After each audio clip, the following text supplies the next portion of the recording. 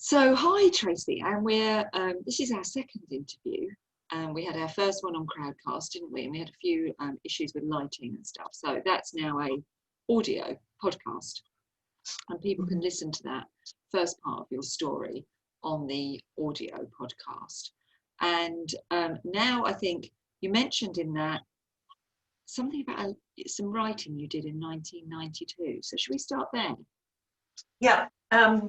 I was always very involved in women in the arts, and I volunteered at the Women Artists Library that used to be in London. And from there, my work was noticed by an artist called Susan Morland, and she invited me to be part of an exhibition called With Your Own Face On, which was a touring national exhibition. And at that time, I was also I started an art therapy course, Foundation at Goldsmiths. And I wrote this piece of writing about my process. And I think it still rings true. So I'd just like to read it. Okay, take my glasses because I can't read close up now. So this is not a lie. Sometimes the truth about how I feel goes in and out of focus. The boundaries between one reality and another blur. This work is about my version, which has been subjected to denial. It is sketchy. Often I see myself bleeding into everything and everyone around me. There is an eroded sense of self here, which I'm trying to reclaim. Often I have felt consumed by people, consumed by their loving and their loathing. My work is the safest container I know. Since childhood, I've been colouring it in. This work has been made on the floor, within the radius of my arms or in my lap. Rarely do I walk away from it. I need to be there. It is an intimate process, comforting to touch the surface so much, even when sad things emerge. It confirms what I know already, but provides me with necessary evidence. This work is my mirror. Through it, I can see beyond the fog that obscures memory, to a clearer picture of the truth. And those are some drawings that I had in the exhibition. So I wanted to read that out because that process is really the same. And I wanted today to talk about my plates because they're very much about drawing on the subconscious, the unconscious. And I don't know what I'm going to draw beforehand. In fact, irritatingly, I might have an intention. So I might think I'm going to draw something which is really ebullient and joyful and whatever, and then that's not necessarily what emerges. And I do rub and scratch the surface until the imagery emerges. So it's taken me a long time to find the right medium for this process, because it's so accessible to me, and I can be spontaneous, and I have the skills to do it, and it just keeps coming. It's like a sort of endless font of imagery, and I've learned to trust the process. I didn't necessarily do when I was young, and so I get it is like a mirror, and it's like an affirmation, and it might be a feeling that, or a thought, or a part of my story that I couldn't reach in a cognitive way, or I couldn't reach with words.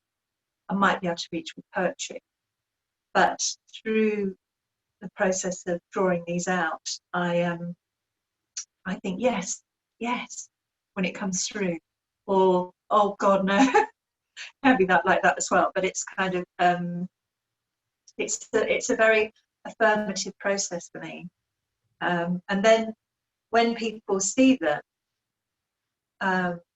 obviously they don't know the ins and outs of my life and my life experience, but they don't need to, because the intensity of the work is held in the drawing, and often in the symbolism of the drawing. which is universal, and people can relate to it and bring their own story to it and say, yes, I know that one, and that one resonates with me. And they are frequently mesmerized by the pieces in a way that I'm mesmerized when I'm making them. But they're sort of made in almost in a meditative state.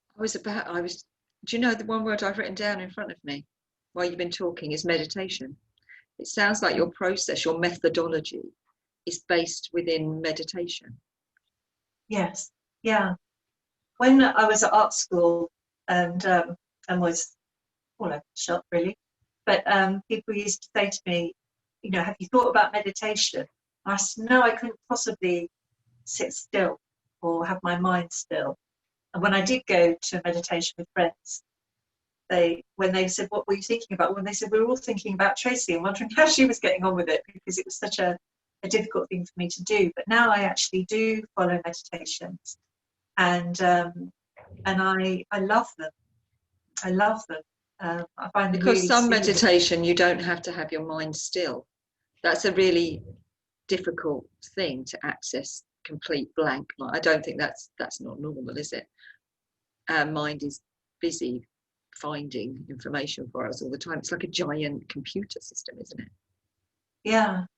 I've been following, this is specifically since lockdown, I've been following this person called Matt Licata, and he, in his meditation, he says, who is it that wants to be seen? You know, who is it that wants to be let in? What is it that wants to be felt? But it's another way of kind of trusting the psyche and the unconscious to bring forward what needs to be explored, and it's very gentle. So Matt Licata, you say? yes, Licata. Yes, Cata. He's in Colorado, and he does a course called Befriending Yourself. Befriending Yourself. Yeah, the first one I did was The Path of the Wounded Healer. Mm-hmm. And yeah, it's very poetic, and it resonates with me. And again, intuitively I know what I'm doing, but when you meet people or have experiences which are similar, then it's affirming. You know, yes, this makes sense what I'm doing. I'll just keep going. Yeah, is it kind of capturing the energy in an outcome, isn't it? Yeah, I mean, I've always been terrified that I'll wake up one day and I won't be able to do it. That I'll run out. You know, what happens if I suddenly run out of inspiration? And it can be that I make, you know, almost manically with this anxiety that somehow going to stop. But actually it doesn't stop. And what does amaze me as well about the process is that if there is a gap, because again, my psyche, in order to keep these sacred areas safe, will leap from making things in one manner to making things in another. So I'll work in series, for example, on porcelain plates, and then I will decide to go and do some performative work in the woods and make a film. And then I might do a series of paintings. And when I come back to any one of these different mediums, they're waiting for me, and I almost start off where I left off again. And I've learned to trust in that flexibility of process. Unfortunately, there are now artists that I know of that do that as well, like Keith Smith, for example, and Louise Bourgeois as well. You know, that it's absolutely fine to want to make a giant installation with glass globes one minute and make a tiny, you know, little fabric piece the next. It's wherever my process takes me is valid.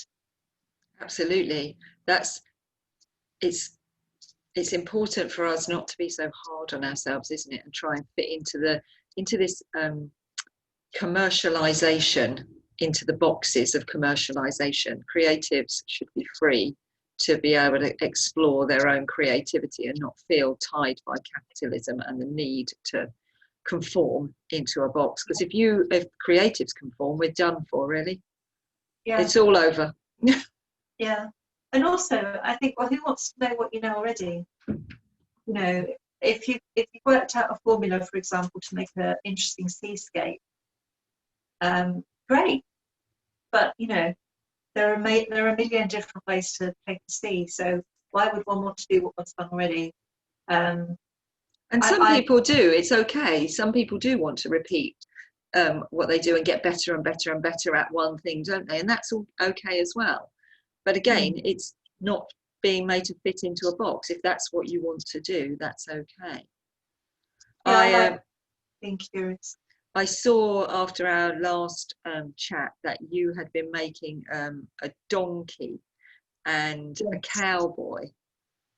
Yes. They were amazing. And they just kind of evolved. Yeah, they did. Yeah.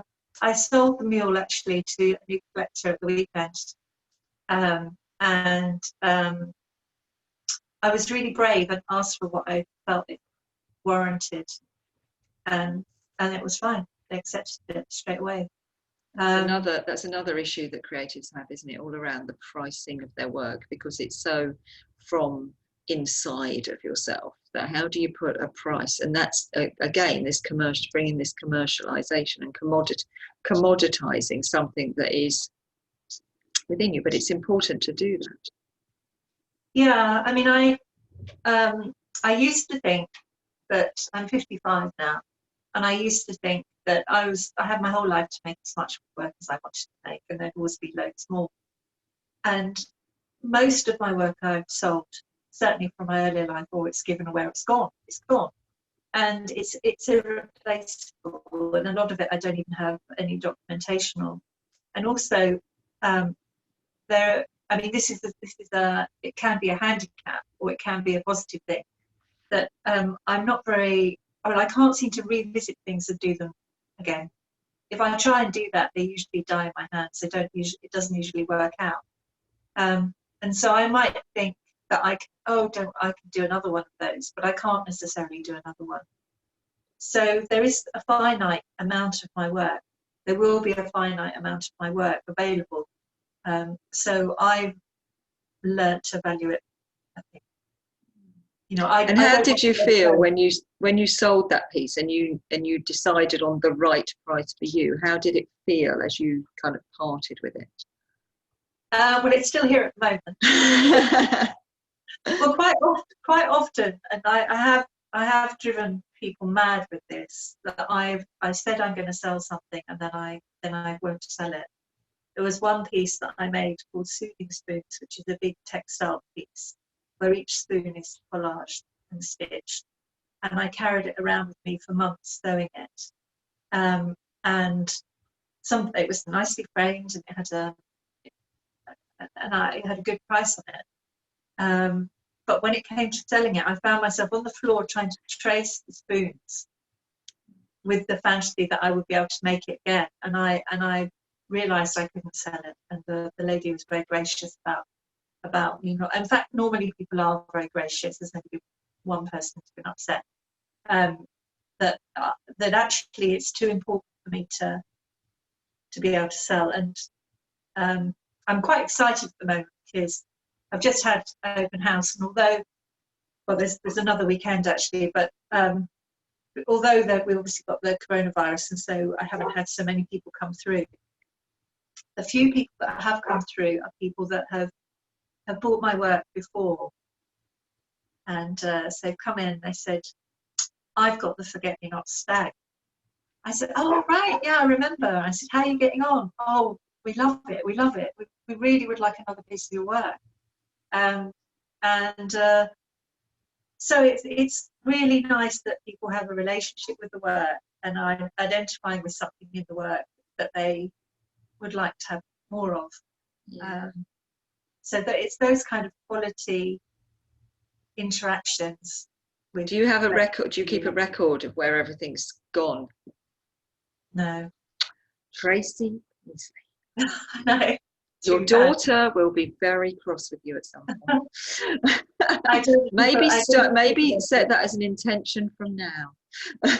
Yeah, yeah. I mean, I probably could remember if pushed, but of course I won't always remember. No, so it might be worth thinking about making some sort of record while you do have a recollection of where most of the pieces are, because at some point someone will want to do a retrospective or a catalogue raisonné for you, and they will be very eternally grateful that you wrote that list. Because your pieces are highly collectible now. You've got quite a following. Talk to us about some of those pieces behind you. Okay. Well, first of all, I just want to show you this, because this is, see that? Oh yes, this work in progress. Yeah, this is a piece I made yesterday, and so I've drawn into leather hard porcelain. That's underglazed. So that's what it looks like before it's fired, just to give you an idea. And you have your own colour, don't you? Kind of like a distinct blue that you use a lot of the time.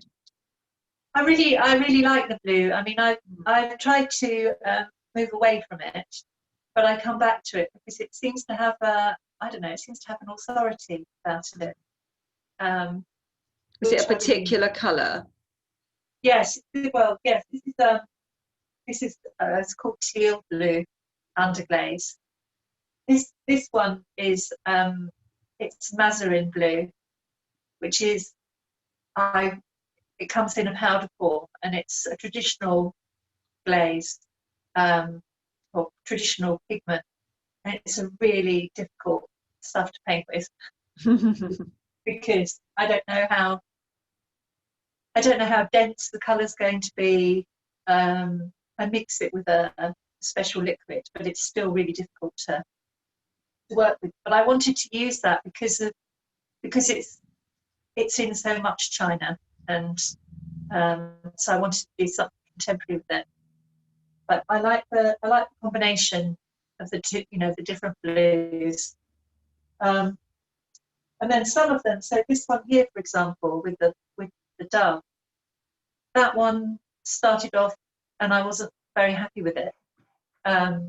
So I kept adding glazes and throwing it back in the kiln. I lost count of how many times. And it doesn't matter to me if they explode or crack, or I've got a whole box of broken pieces that I'm going to make a mosaic mountain out of one day. But I'm wanting, I'm a painter. That's what I trained as. I'm a painter. So that process of really working at something, pulling it apart, it's very difficult to do with glazes because it's not my area of expertise. But again, I like the not knowing, and occasionally, like with that one, I'm really pleased with it. It's the losing it and finding it scenario, isn't it? You have to just keep going and loot and being brave, and then the magic happens. Yeah, sometimes it does, and sometimes it all crashes and burns. Yeah, sometimes it's really hideous. That symbol, you've got a tattoo on your hand, haven't you? Is that the? Yeah. That's swallow. A swallow, yeah. What does that? Why is that there, and what does that mean? Well, I only had it done fairly recently, in recent years, and it's about devotion, I suppose. I didn't realise when I had it done quite what it actually can mean. It can mean that you've done bird. Oh. Because people in jail used to have a bird on the hand to show that they'd done bird. But I really like the romantic idea of the sailor who would have a tattoo done before he went off on his journey, and then have the other one done on the other side when he came back. So I didn't know about doing bird. So I had it done in my early 50s. If people are looking at that and they knew about that, they'd think you'd done a lot of time, wouldn't they? It's a big bird. Yeah, it's a big bird. what was really lovely was that I have a really good friend who lives in America, named Andrea Anderson, and she went off. We were at art school together, and I loved her. I just loved her completely. Well, I still love her, but we're really close friends. And she went off to marry Albert Scambatti, and she lived in New York, and she was really cool, and she ended up having a tattoo parlor called the Lone Wolf. And anyway, things changed. But she came over for one day here to Whitstable, and I borrowed another tattoo kit, and she came to my studio and she made that tattoo. Oh, so she did. That's such a beautiful story. And I hope to see her again, but maybe I won't, because I meant to go see her before the virus, but it's not possible at the moment. So for me, it's really lovely. Don't swallows, when you see swallows come back, it's a symbol of spring, isn't it? Is that right?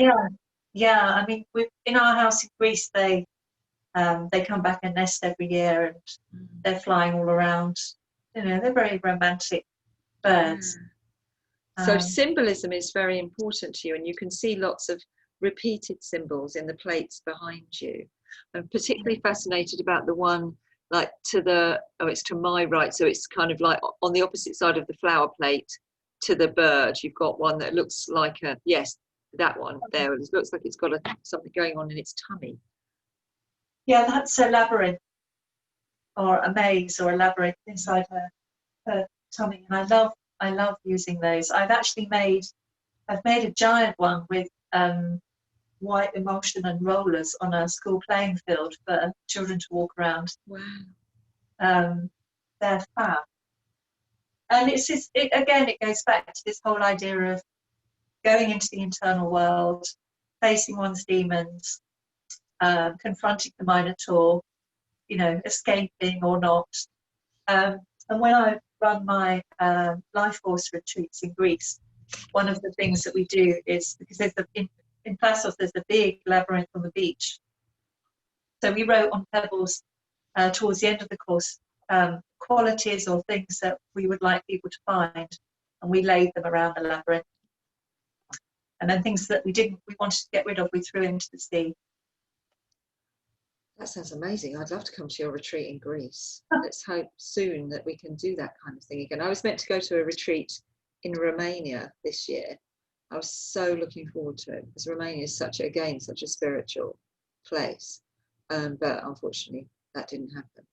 Have you ever done gongs? No. I went to a gong bath last night. All right. And you had a cacao ceremony.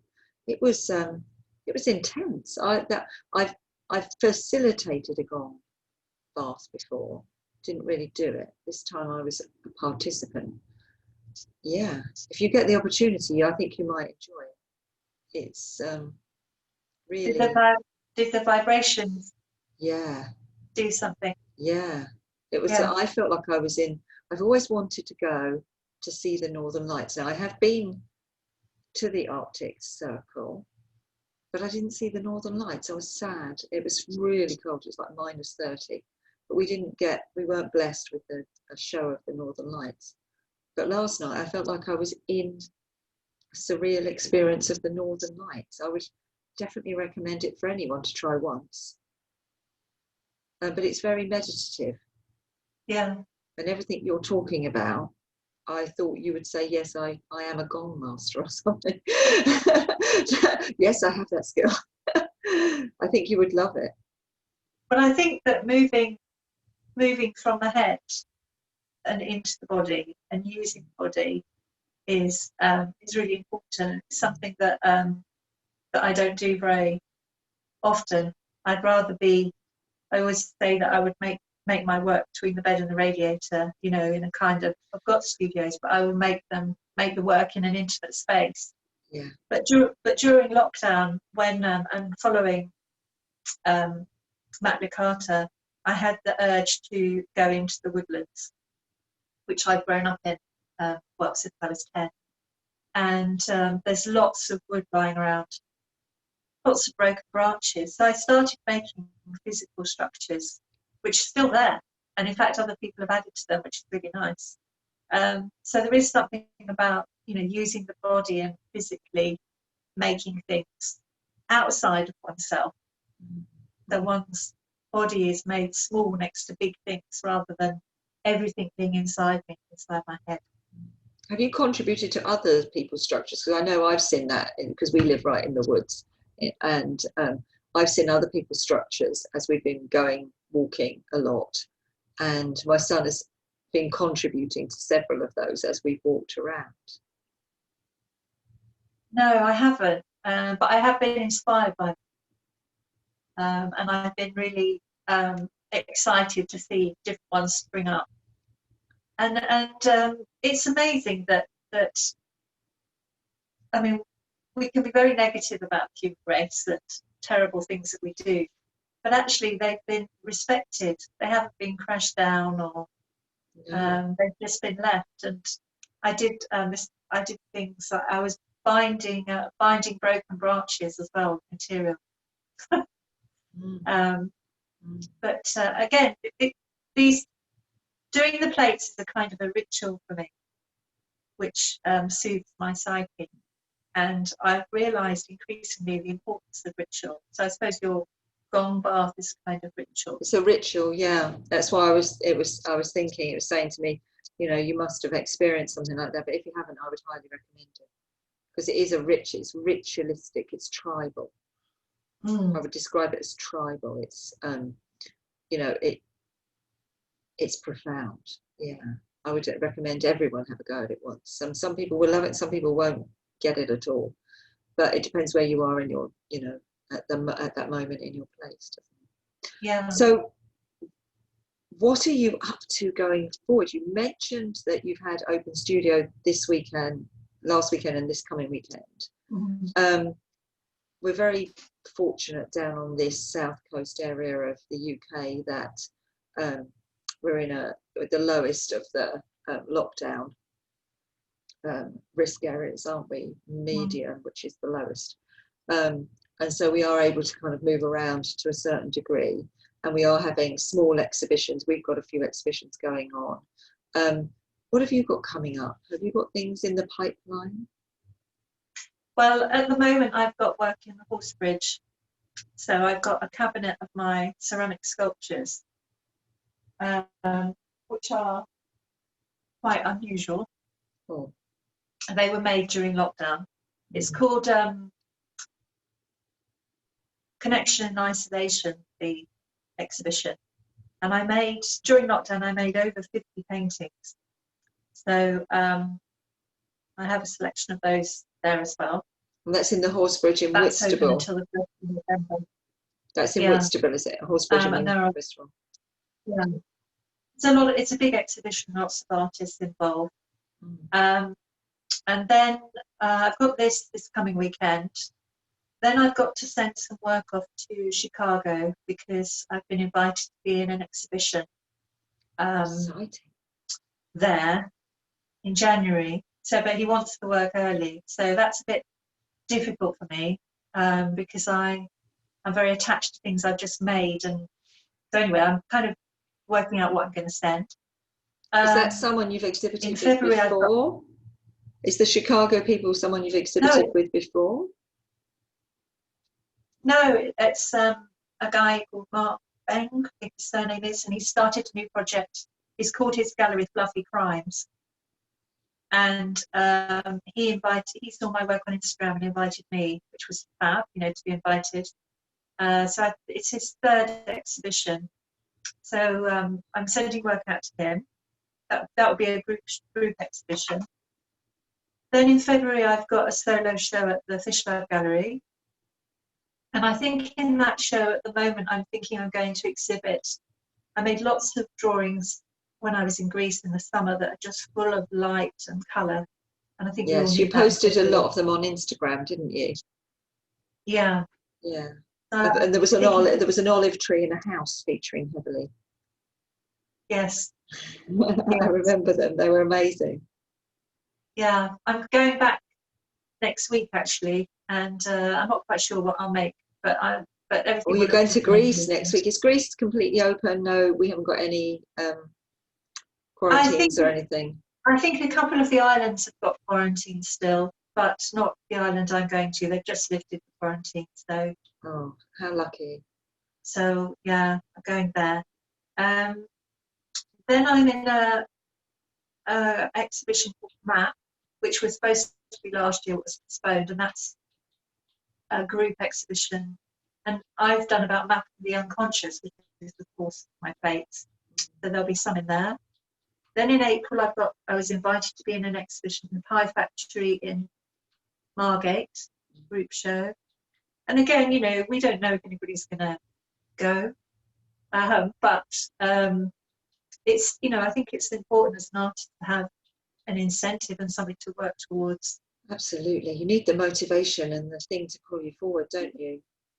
Yeah, something to kind of aim towards. Yeah, I think that's what lots of the artists have really struggled with over this period, is having all these kind of like shows and exhibitions and art fairs cancelled. That it's like, where, you know, they've lost their mojo a little bit, but I think lots of things are now bubbling up, alternative options are bubbling up, and and being, you just have to be creative and finding, making those goals for yourself, don't you? Yeah, and it's a good time to study.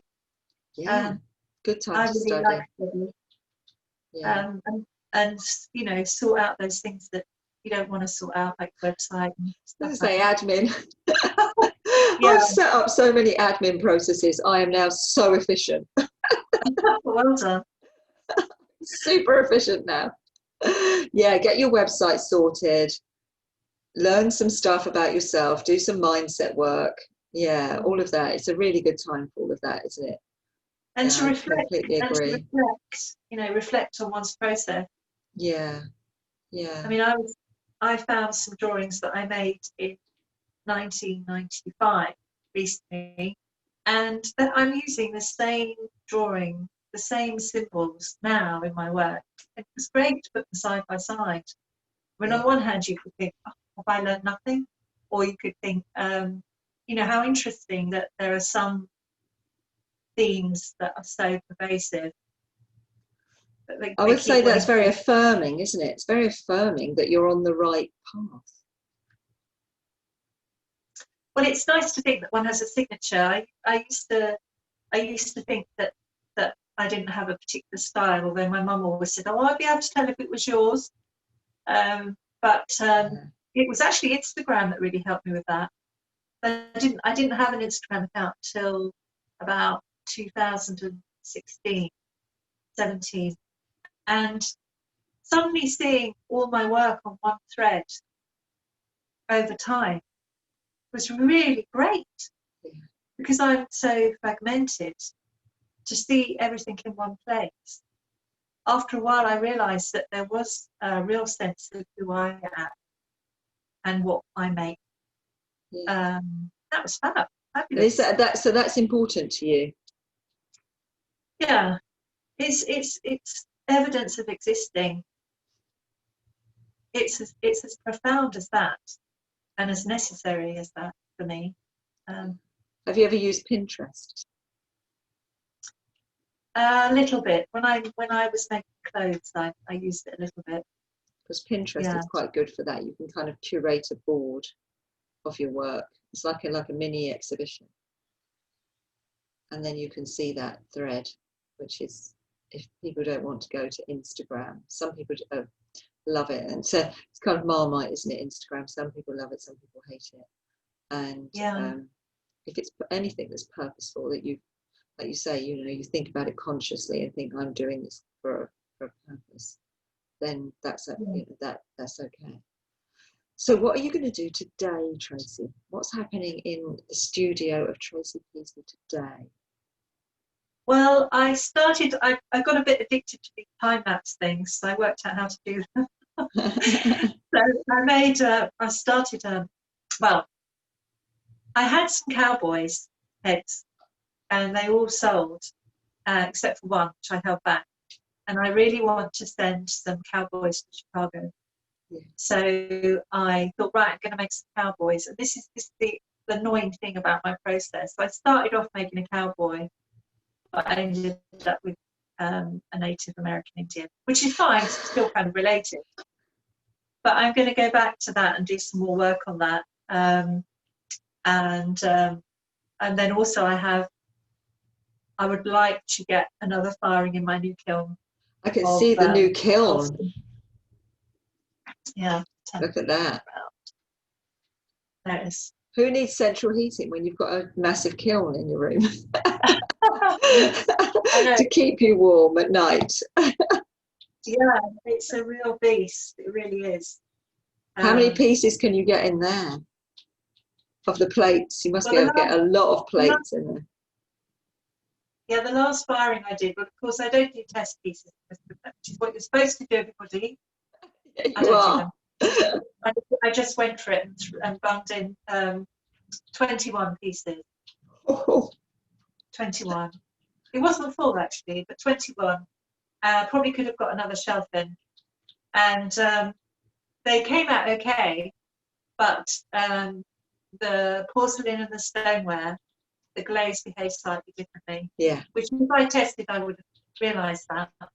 Yeah. Oh, that's the other thing, exciting thing. The reason I've been doing some stoneware plates is because I've been challenged by a gallery to make some really large pieces.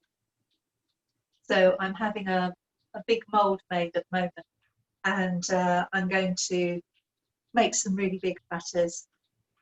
And that's going to be amazing because in my courses that I do, I always say about expanding one's sense of what might be possible. And of course, I have to throw that gauntlet at myself every now and again.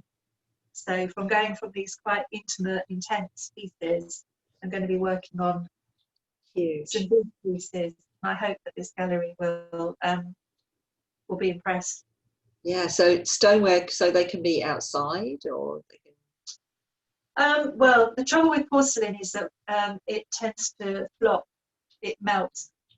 Although I've had a discussion with the ceramic suppliers who are so helpful, Bath Potteries, and they suggested this silicon sand that I can put my platter onto.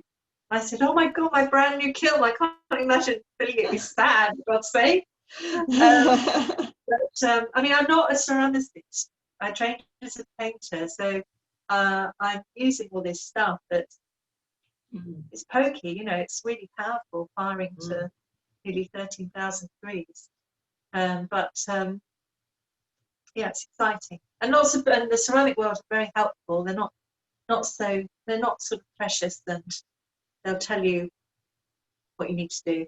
Yeah, no, I've found that. I've tried all mediums just because I think it's important that I understand how all of these things work if I'm working in the creative context. And I found them so giving, so generous in all their advice and everything. It was like, oh, well, I want to do this, so that's likely to happen if you do that.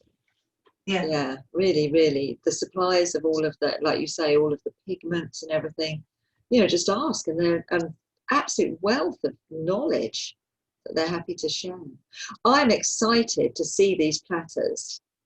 Where's the gallery? Is it in Whitstable, or is it? No, I'm not going to say because I don't want to jinx it. Is it in the UK? Is it in the UK? I'm just working out whether I can get there. You will be able to get there. It's not a firm offer. It's just a gauntlet. So, but I think. I mean, I've been an artist for over 30 years, so I'd really like to be represented by a gallery. Yeah. I mean, I have been, and then I've been dropped. But I just, and the great thing of when I had a chat with this gallery director was that I was entirely myself, and I was, and spoke transparently about my work. I didn't have to worry about a thing. No, and, galleries I think galleries would find your practice slightly tricky because it's not consistent, and galleries like consistency, don't they? But then there are some galleries that will absolutely respond and absolutely with delight about the eclectic nature of your practice, and I personally would be thrilled you know, if I was a gallerist, to have someone who had such an eclectic practice. But, you know, they're often working with collectors who will say, well, I want another one of Tracie's plates. And, you know, and if a gallery can't be firm when they're going to get another Tracie plate, I can imagine that would be, you know, cause slight hiatus. Yeah. So you do need a particular gallerist, don't you? You need a particular gallerist who will resonate, your way of working will resonate with them, and they will support it. Yeah. But they're out there. They're out. There's plenty of them out there. Whether I have a gallery representing me or not, you know, it's a way of life being an artist. I'll just carry on doing what I do. And, yeah. Well, we're putting a shout out that Tracie would like a gallery, but one that appreciates her and appreciates the eclectic nature of her practice.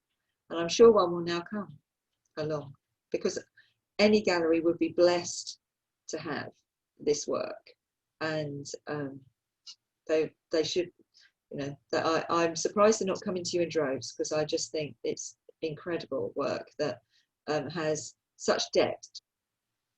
Thank you. And such energy bestowed on it, each piece, that, yeah, maybe Chicago is your place. Just wait and see. Yeah, I've had this last year, I've had work go to Hollywood, and I mean, I didn't realise it's Hollywood until I was sent the address, and and a lovely collector in Canada as well, Toronto, and New York.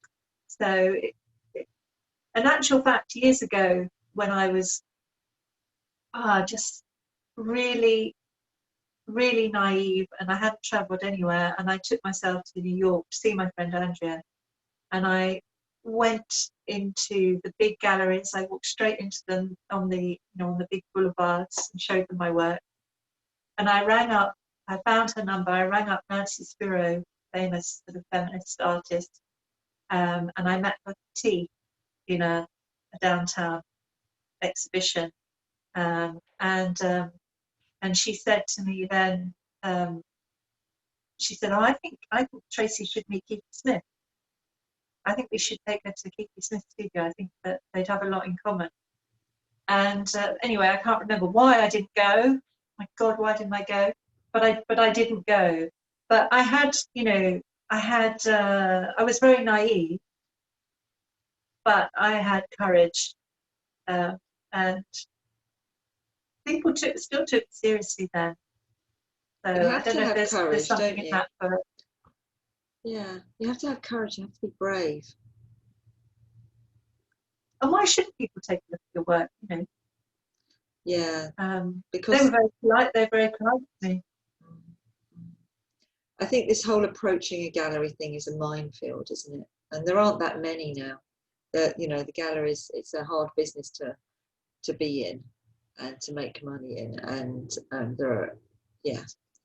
So it is about careful consideration about which galleries you approach. Like you say, you know, find the one for you. Is feminism important in part of your practice? Is that an important part? It has been, yes, yeah, and I suppose more in the work that I've done around the artwork. So I've led really big projects, Pandora's Other Box projects for women, where I've given enrichment workshops. I've curated exhibitions, where I've put together or invited a women with a range of levels of confidence and experience, and held a space where everybody's pulled up to a really good standard of contemporary artwork. And I've worked with very vulnerable women on projects. I did two lovely projects in Margate. One was with women who were living with dementia, called Once Upon a Time, where we made storybooks, fabric storybooks together. And another one was called the Trophy Project, which was with Clay Space in Margate, which was where I invited the women to think about their everyday achievements, just getting out of bed. Yeah. When you've got stuff going on, that's a big achievement. You know, getting kids to school or managing to remember to have your medication or whatever it was, and then to design and make a clay trophy. And so they made the trophies, and then they were a professional photographer was photographed them, and these were exhibited in the Turner. These photographs of them holding their trophies. So that was a really good project. So I've always been involved in projects for women. I have another one. Oh, sorry. Sorry, I have another one in mind at the moment. I was going to say, did you see profound change in the women that were in that project? Have you had any experience of interacting with them since? Well, I certainly for the Pandora project, yes. Yeah, I have. So that sounds incredible. It sounds like, you know, really transformative approach to them, helping them shift their mindset. Yeah, well, the thing is that they run their own group now. So that's amazing. You know, so it's not about being dependent on me. It's about having enough confidence to do your own thing. Yeah. Facilitating the change and then leaving them moving away, because that's the most empowering thing, isn't it? It's no good if people like you make the change, but you're the crutch, you're the plaster. You need to be able to just make a significant change so that they can carry on that change on their own. Yeah. I'm torn because I really love that work, but it is incredibly consuming of my sort of mental energy. So you say you've got an idea for another project like that. Is that like local? Yes, although it could be. I mean, if we have like lockdown, it could be done anywhere. Yeah. Because Arts Council have put out another fund that you can apply to if you've got project ideas. Really? Yeah. There's another part of money just been released for individual practitioners to apply for. If you've got a project you want to develop. The first round, it was £2,500, I think. So I'm not sure what the amount is, individual amounts are this time, but I know they just announced it yesterday. So you might want to have a look at that. I will, yeah. I'm not very good at filling in those things. The forms were really, really easy the first time round. They weren't difficult. They've really simplified the process to make it accessible. So the forms, the actual online bit was tricky. You had to have resilience to keep finding it. They don't make that bit easy, but the actual forms for the applying were very simple. It was just, 2 or 3 boxes you had to fill in. So I'd recommend anybody who wants to just develop a new aspect of their practice or wants some time to develop an idea, there is a fund there now. I think they found it so successful the first time around to do. This project was shortlisted before for something, and I've developed it since. So I think it's pretty much ready to go. I probably wouldn't need to. Oh, that's great. So that's a perfect thing to present to Arts Council. I can't wait to see if that happens. I'm excited now. I can't wait to see where these massive platters go, because I've got I'm now kind of like thinking where I might have one. I need a piece of Tracie Peisley work in my collection for sure, and a large platter definitely is appealing to me. And and I'm intrigued to see whether you do take that idea forward. We need people like you who have ideas. I think it's good though, everyone. Something I've learned is to have a modest ambition. Yeah. And make sure you see it to the end. Because I've had very grandiose ambitions. Like the last exhibition I did involved 50 women, and I was just completely wrecked by the end of it. I mean, yes, it was a great show, and there were lots of positive things about it, but you've got to be able to survive what you do. I think that's very, very sound advice. Scale is important. I'm like you. I always have And massive ideas and want to like conquer the world. And then and people are always saying to me, low hanging fruit, Lesley, what's the little thing you can do? I'm like, no, I want to do it for every man. yeah, It's been great talking to you, yeah. Tracie. Well, and you. I've really enjoyed it. I've really enjoyed our second, chat, because we got, the real kind of like backstory in the first chat, which was amazing. But this one has been very much more about looking forward, and I think that's what we all need to do, is look forward now and think about the opportunities, and don't think about what we can't do and what's been prevented, but to think about what we can do and how we can, like you were saying with that project with the ladies, think about the small wins and the fact that you're getting up out of bed every morning and you're getting dressed and you're having your breakfast and you're getting your kids to school is massive. Never underestimate the everyday. That's an IKEA slogan. the wonderful everyday. I've been indoctrinated. And keep your wells full. Yeah. Keep your personal wells full, or at least don't let them run dry. Yeah. And those big projects sap that, those, don't they? Yeah, they do. They do. Thank you so much. It's holding. Sorry, say that again. I said it's holding everybody in mind. That when I work anyway, if I make a commitment to somebody, then I'm holding them in mind the whole way through. And although you're not present with them, you're actually holding all of their process as well as your own. And I'm a qualified art therapist, so I would do that. I have the capacity to do that and the training, so I can't switch that off. Yeah, no, I feel you. I do that with all the projects I do and everything that I do. I always, actually, that's the most important thing, is that you're holding the space. Yeah. And that can be exhausting and draining. So you have to have self-care. You have to embed some self-care processes into your practice to make sure that you don't deplete yourself, because if you do, then you're letting everyone else is falling over as well. So yeah, self-care, being selfish sometimes is actually critical to the good of the whole community. Yeah. Thank you so much. That's been absolutely incredible. I've learned, as always when talking to you, so much, and I feel I've grown during that conversation. Thank you.